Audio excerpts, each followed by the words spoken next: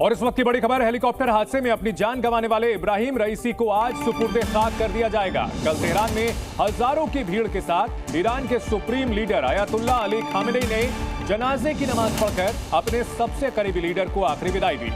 इस दौरान खामेनी ने इब्राहिम रईसी के परिवार से मिलकर उनको सांत्वना भी दी। 20 मई को विमान हादसे में इब्राहिम रईसी की मौत हुई थी। हेलीकॉप्टर हादसा जो कि अजरबैजान से लौटते हुए एक पहाड़ी इलाके में जा टकराया था।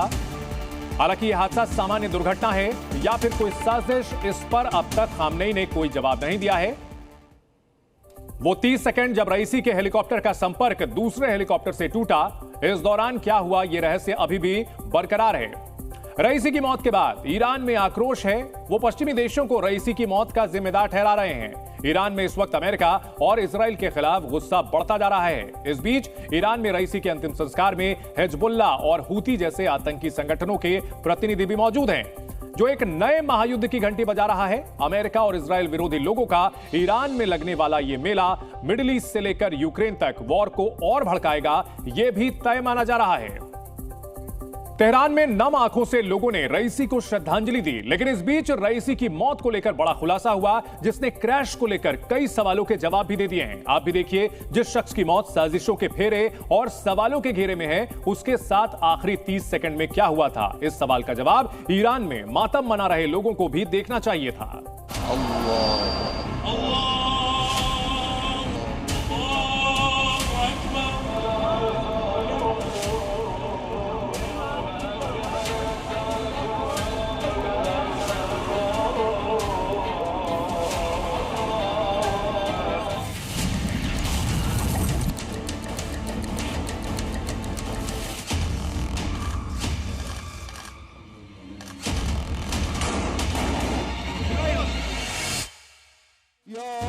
हेलीकॉप्टर हादसे में मारे गए ईरान के राष्ट्रपति इब्राहिम रईसी को तेहरान के ग्रैंड मुसल्ला मस्जिद में आखिरी विदाई देने के लिए ईरान के लोगों की भारी भीड़ उमड़ी।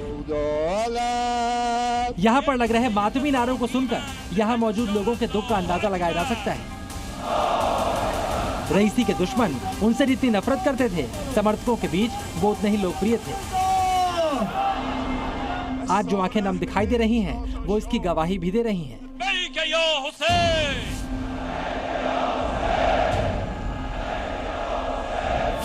तो एक तरफ तेहरान में रईसी को श्रद्धांजलि दी जा रही थी, दूसरी तरफ उनकी मौत को लेकर बड़े खुलासे भी हो रहे थे।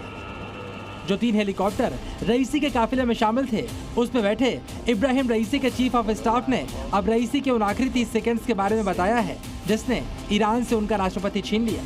ये बयान साफ कर देगा रईसी की मौत के पीछे मौसम था, मोसाद थी या कोई और। ईरान के सरकारी चैनल को दिए इंटरव्यू में इब्राहिम रईसी के चीफ ऑफ स्टाफ घोल मोहसिन इस्माइली ने सबसे पहले क्रैश वाले दिन के मौसम के बारे में बताया। उनके मुताबिक मौसम बिल्कुल साफ था। फिर यह पूरा हादसा हुआ कैसे, इस रहस्य से भी इस्माइली ने पर्दा खोल दिया। उन्होंने बताया, अजरबैजान की सीमा के करीब से 3 हेलीकॉप्टरों ने दोपहर करीब 1 बजे उड़ान भरी थी। जिस ऊंचाई पर वो उड़ रहे थे, वहां पर कोहरा मौजूद नहीं था, लेकिन यात्रा के दौरान कुछ दूर तक बादल आ गए। इसके बाद राष्ट्रपति के हेलीकॉप्टर का पायलट, जो काफिले का प्रभारी भी था, उसने अन्य हेलीकॉप्टरों को बादल से बचने के लिए ऊंचाई बढ़ाने का आदेश दिया। लेकिन अचानक दोनों हेलीकॉप्टरों के बीच उड़ रहा राष्ट्रपति का हेलीकॉप्टर हवा में गायब हो गया। यानी सिर्फ 30 सेकंड में रईसी का हेलीकॉप्टर कहीं गुम हो गया। जैसे ही इस बात का आभास साथ चल रहे हेलीकॉप्टर्स को हुआ, उन्होंने पीछे जाने की कोशिश की, लेकिन बादलों की वजह से ऐसा किया नहीं जा सका। रेडियो उपकरणों के माध्यम से भी राष्ट्रपति के हेलीकॉप्टर से संपर्क करने की कोशिश बेकार साबित हुई। इसके बाद दूसरे हेलीकॉप्टर पास मौजूद एक कॉपर खदान में उतर गए, जिसके बाद रईसी के पायलट को फोन लगाया गया। लेकिन इब्राहिम रईसी के पायलट का फोन किसी और ने उठाया। ये धार्मिक नेता मोहम्मद अली आले हाशिम थे, जिन्होंने क्रैश की जानकारी दी। आले हाशिम ने बताया कि उनकी हालत अभी ठीक नहीं है। जब हाशिम से पूछा गया वो कहां पर मौजूद हैं, तो उन्होंने पेड़ों से घिरे होने की बात कही। हाशिम ने यह भी बताया कि वो बिल्कुल अकेले हैं और किसी को देख नहीं सकते। हाशिम भी इस हादसे में बुरी तरह जख्मी हुए थे। हाशिम से दोबारा भी बात हुई, लेकिन वो कोई और जानकारी नहीं दे पाए। यानी रईसी के हेलीकॉप्टर्स के काफिले के सामने बादल तो आए, लेकिन जब 2 हेलीकॉप्टर इससे निकल गए, तो बीच में मौजूद तीसरा हेलीकॉप्टर कैसे क्रैश हुआ, इसका खुलासा नहीं हो पाया है। वो 30 सेकंड जब रईसी के हेलीकॉप्टर का संपर्क दूसरे हेलीकॉप्टर से टूटा, इस दौरान क्या हुआ, ये रहस्य अभी भी बरकरार है। ब्यूरो रिपोर्ट, जी मीडिया। रईसी के अंतिम संस्कार से एक दिन पहले तेहरान में एक ऐसा चेहरा दिखाई दिया जिससे मिडिल ईस्ट में टेंशन बढ़ गई है। हमास का चीफ इस्माइल हानिया भी रईसी को श्रद्धांजलि देने पहुंचा। उससे मुलाकात के बाद खामनेई ने ईरान का फ्यूचर प्लान भी साफ कर दिया। एक तरफ गाजा में इजराइल की फौजें हमास को निशाना बना रही हैं, दूसरी तरफ हमास ईरान में इब्राहिम रईसी को श्रद्धांजलि दे रहा है।